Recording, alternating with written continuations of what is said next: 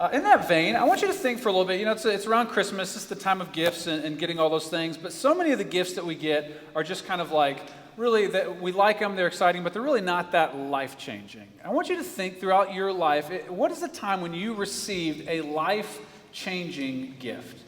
A gift that really changed the trajectory of your life, moved it in a different direction. When I was 8 years old, I thought it was the Ninja Turtle Dojo that I had received. I thought that was going to be just move the epicenter of my life, and everything was going to be different. And I thought I'd get ninja skills maybe from working on this, but like most gifts, time went on. I moved on to something else. It really wasn't that life-changing. But what's something that you've received that really did change your life? When I was 18 years old, we were going on a trip out to the west, and we made an impromptu stop at a little, kind of hole-in-the-wall gas station / shower place / supermarket / where they just kind of have everything there in this one little spot. And my parents, on a whim, picked up a little kind of cheap vintage guitar for me and my brother, and they gave it to us. I think they were just tired of us fighting, and were like, here, entertain yourself with this in the RV. But what I didn't know was that gift would really prove to drastically shape the rest of my life. That was what kind of got me into music. And that guitar opened up so many doors for me that I really never could have seen coming. And there are some gifts that happen like that in your life. We don't often get those for Christmas. And today, I want to give you a gift, because if you don't have this gift, then your life really is going to go one direction. But if you do, it has the radical power to change your life, I think, unlike anything else. And that gift today is hope. The gift of hope. The series that we're in is about hope, but I really want to make sure that we define what it is that we're talking about. Because maybe you go, you don't have to give me hope. I can already hope myself, right? I hope it stops raining, I hope that, I get the thing that I want for Christmas. But see, that's not the way that hope actually works and what hope actually is. See, when we usually talk about hope, that's like just a wish, kind of a desire that something happens. But when you really look in the Bible, there's something that the way the Bible talks about hope that's different. You see, if we think about it, hope, and this is what our definition of for this series is going to be, hope is a feeling of trust, security, and confidence that remains even in the midst of great stress and uncertainty. You see, when we really get down underneath it, hope is this thing that comes into our life, that we have. Sorry, I hope this gets out of my throat. That's communion. Jesus is hanging tight with me. Hope is this feeling of trust, security, and confidence, even in the midst of great stress and uncertainty. And the thing is I don't know if we need hope more than at a time around Christmas, because the deal is that Christmas can be such a whirlwind. It can be this time of uncertainty for so many people, that there's all these things going on. You're pulled in all these different directions. And the thing is that, Christmas oftentimes can be this sort of storm that we go through. It's kind of fitting today that we have this kind of nasty weather, because today I really want to talk to you guys about storms. And hope is something that even in the midst of a storm, even in the midst of a trial, holds strong and holds true. Hope has this way of anchoring us in the midst of a storm. And so we're going to look at a pretty classic storm story today. So if you have your Bible, we're going to be in the book of Jonah. Not your typical Christmas text, I know, but we're going to get back to the Christmas story before we finish up. But you probably know this story if you ever grew up, went to church. It's just you found it in popular culture. Jonah gets a message from God that he's supposed to go and preach that there's going to be a storm and trouble brewing for these people in Nineveh. But he says, I don't want to do that. And says he goes off in the opposite direction.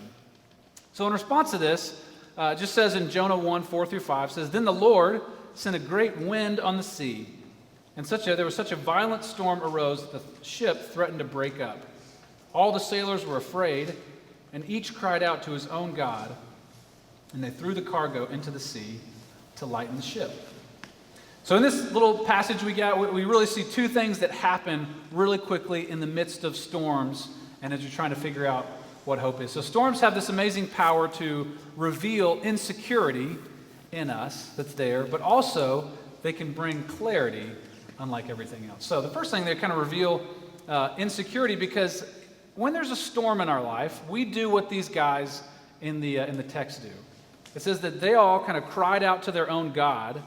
And we do this because when a storm comes in our life, when stress and uncertainty comes, we all hold on to the anchors in our life.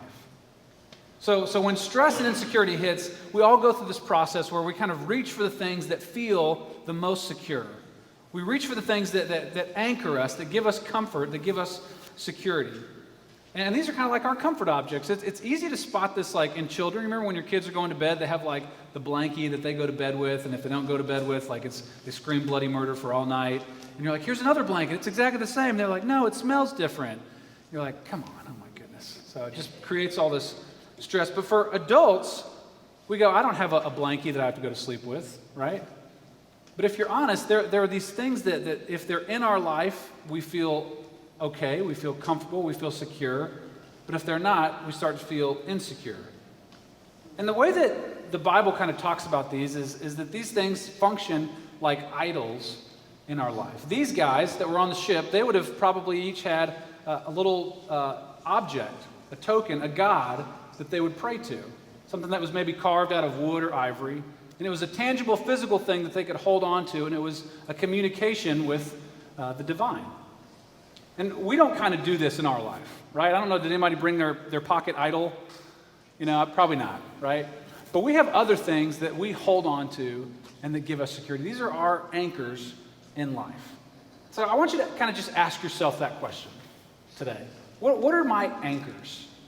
What are the things that when stress and trouble hits, when uncertainty hits, where are the places that I run to, the things that I hold on to, where do I grab in order to feel safe and secure? And that could be anything. You know, that could be you call up mom. You know, that could be you, just run to the pantry and start to grab some ice cream. You know, there's all sorts of things that when uncertainty, when trouble, when stress hits, that in order to feel this sense of calmness, of security, of safety, we run to these things. These are our anchors. But the second thing that we do is what these guys did, is we let go of the things that are extra. You see, it says that when the storm hit, they started crying out to their gods, but they also threw cargo overboard. Right? So in non-crisis situations, we all kind of make our way through life, and we're carrying a bunch of extra cargo. We're carrying stuff that, we like, but it's not necessarily essential for life. Our homes and our cars are full of stuff. At Christmas, we're putting more stuff into our lives, but very little of it is actually essential. Very little of it is the things that we need more than anything. And in a crisis, one of the things that happens when a storm hits, you have this ability to get amazing clarity in that moment of what really is absolutely necessary and what isn't. We got the classic example of this in our life. I got the call that we were, this crazy thing happened. We're having a house fire. And when I crested over the hill and I look and I see that there's smoke rising from our house, there was this immediate clarity about the things that I was willing to go in and try to put my life on the line to rescue and the things that I wasn't. At first I thought, wait, that guitar is really important. I was like, we can buy another guitar. All this other stuff that you go through. But I looked to the side and my wife's there. My children are there. It's okay. All this other stuff is just not essential.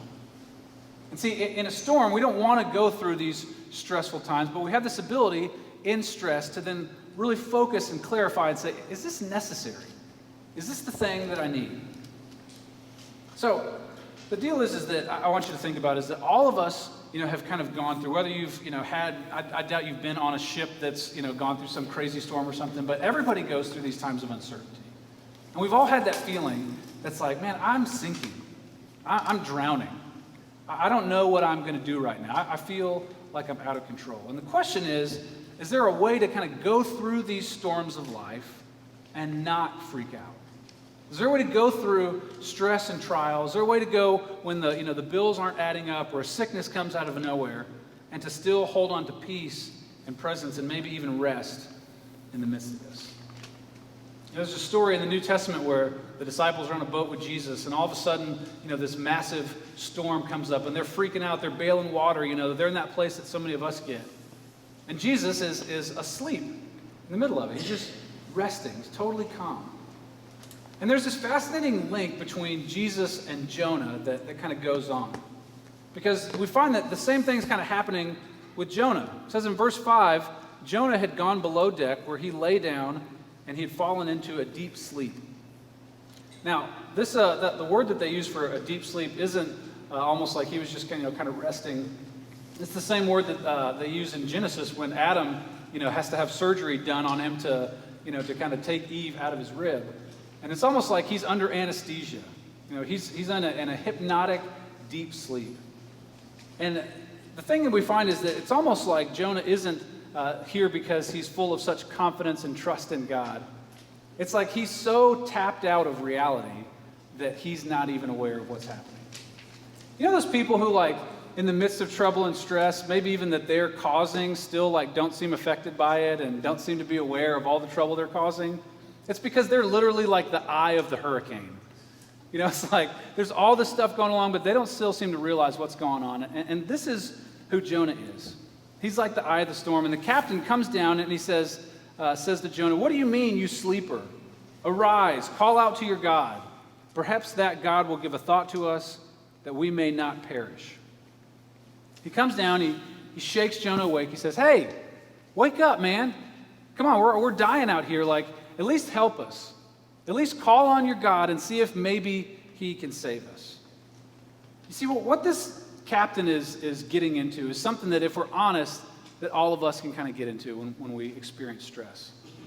You see, it's very easy to walk through life with a relationship with God that feels secure because of all the other things that are going on around you. But when trouble really hits, but when you're really at the breaking point, so many of us don't go to God with confidence and with hope.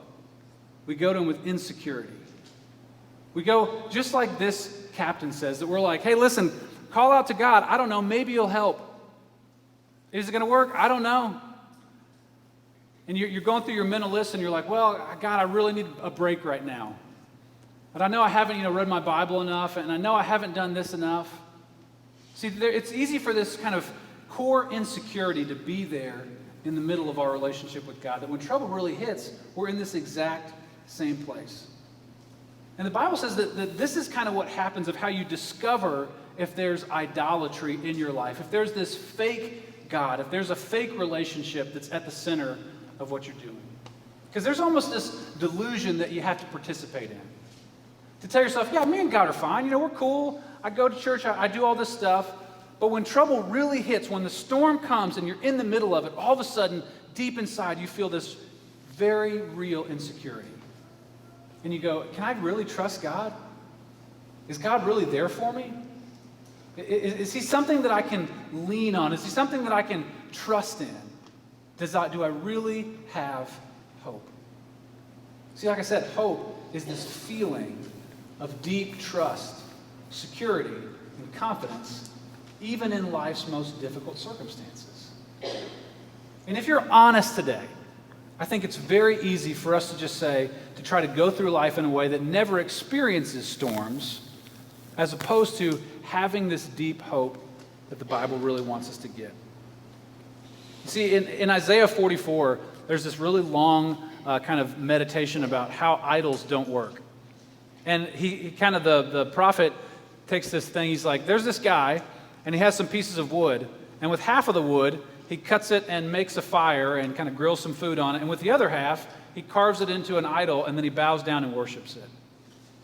And he finishes with this, he says, "He feeds on ashes, a deluded heart has led him astray, he can't deliver himself, or say, is there not a lie in my right hand?" He's holding on to something, and he's asking this thing in his hand to be this ultimate anchor. To say, you be the thing that is my ultimate thing that I hold on to, that I hope in, that gives me trust and gives me security. But if we're honest, there's nothing in this world that we've experienced that we can hold on to that really is going to save us. And that's what's so hard, because we experience this tension, like we need something to come into our life that is firm and secure, that we can just grab onto and hold on to, but all the things that we try to do that with, they ultimately fail us. We all want something tangible to hold on to that will hold us. We need an anchor We all need hope. And so the thing is that Jonah has this relationship with God, but even in the midst of that, we find out that it's not working right. It doesn't produce hope. And one of the ways that we can see this is there's this real lack of concern for all the people who are around him. You know, Jonah has kind of created this whole scenario, and he just doesn't seem to care. You know? And they finally kind of wake him up, and they're like, hey, what's the deal? You know, what's kind of going on? And he reveals that he has this relationship with God, and they're like, awesome.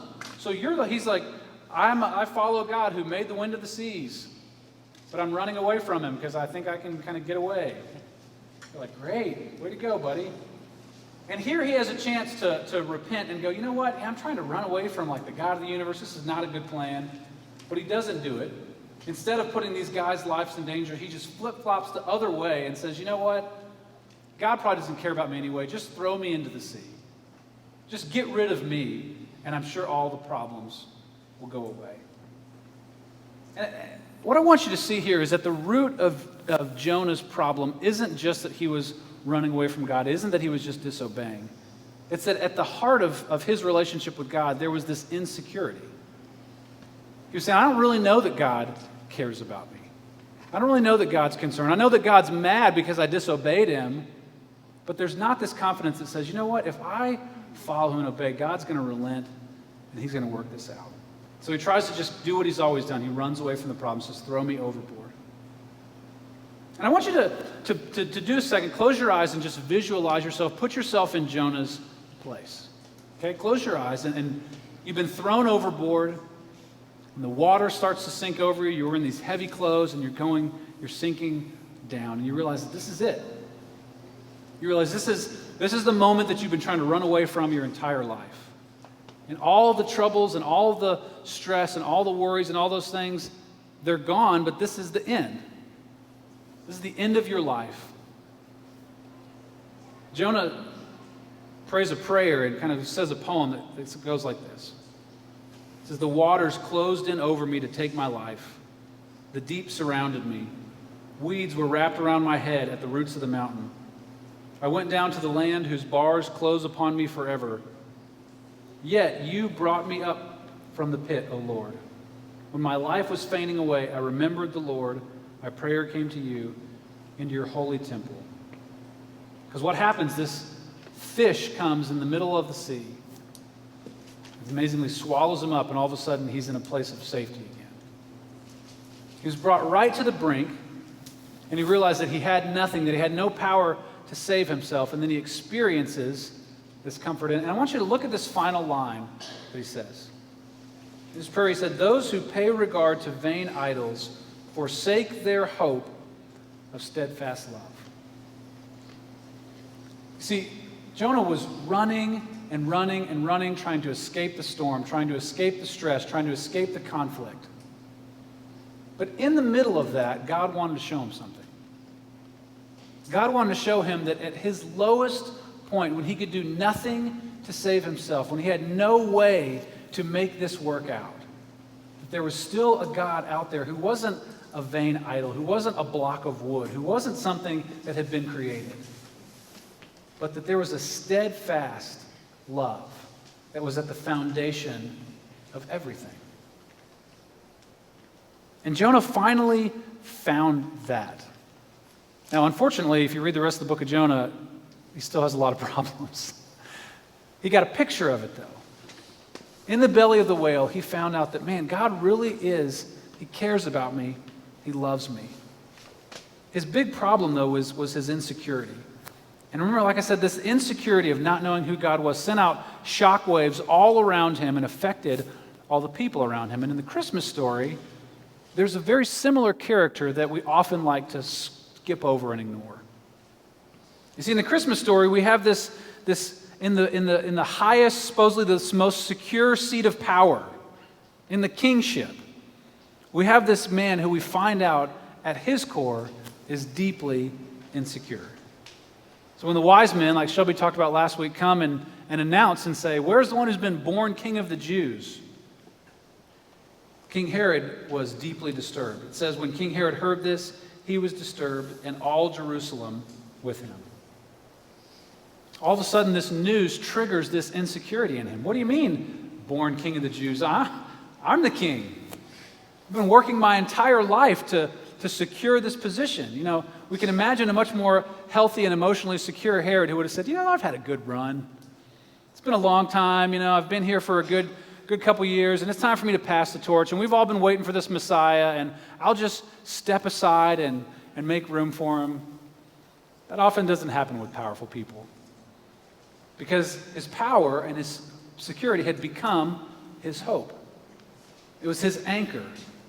And if anything challenged that, then he was willing to do whatever it took to throw whoever needed to be thrown overboard in order to hold on to his hope. You see, Herod was incredibly brutal. When he came into power, the first thing he did was slaughter everybody in the former dynasty. The whole Hasmonean family, he put them to death. At one point, there was this group called the Sanhedrin that governed, that was made up of a bunch of religious leaders. He didn't like what they were doing, and so 35 of them he just executed, said, you guys are gone. Another time, in a fit of rage, he ordered 300 court nobles to just be killed. He said, yeah, you guys are not doing what I want. And he also had his wife executed, then her mother executed, and 3 of his different sons executed. And what's fascinating is, you know, this story, there's some experts that say, you know, this story that we read that comes next, say, well, we're not really sure that this happened or not. We don't have other records that, Herod really, killed all these children. But you look at the rest of the things that Herod did, and it's like, sounds like something he was very much capable of. So it's not very much a stretch of an imagination to realize that what happens next when Herod realizes that Jesus this new king, has escaped his grasp. He tried to trick the wise men into revealing where he was. He makes this awful, horrific choice and kills all of the children under 2 years old in that entire region. What would make somebody do that?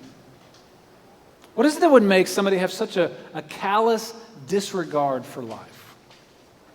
Well, the big idea that I really want you to understand today is this, is that at the heart of all that, beneath all of that brutality, was deep insecurity. And insecurity is something that can easily take up residence inside all of us. You see, when the storms of life rose, Herod had no problem throwing people overboard. But the big idea is that we can get in this same place very easily. What I want you to know, another way to say this is an insecure hope makes an insecure person. You see, if at the core of your being you don't have this thing, if you don't have hope, which is something that is sure, something that is stable, something that, in spite of all the changes and the movement in life, doesn't move, a cornerstone, a solid foundation, then like so many other people in life, you're going to be going through a constant battle with insecurity. See, Herod is this classic example to the max of what happens when insecurity rules someone's life. But if we're honest, all of us are in this exact same place. And if you look back at your life, I can guarantee you that when the storms started raging, when the waves started rising, when the winds started blowing, that there have been people that you were willing to just casually and callously also toss overboard. All of us have. But there was one person who was different. You see, that baby who somehow survived this ridiculous storm, the superpower of the day, setting his sights on his life, but he manages to make it out. That baby grew up and became a man. And there was still always controversy and stress swirling and surrounding Jesus, but in the midst of that, he always carried with him this deep security and trust. And he walked his followers through it. Like I said, Jesus was in the boat. They go through this incredible storm. He calms the wind and the waves. And the disciples look at him and they're like, who is this guy? That even the wind and the waves obey him. But at the end of his life, there was a storm that nobody saw coming. You see, at the end of Jesus' life, there was all this pressure that was mounting because people were saying, look, this guy, I think he is a king. And I don't think he's just a king. I think he's the king. I think he's the King of Kings.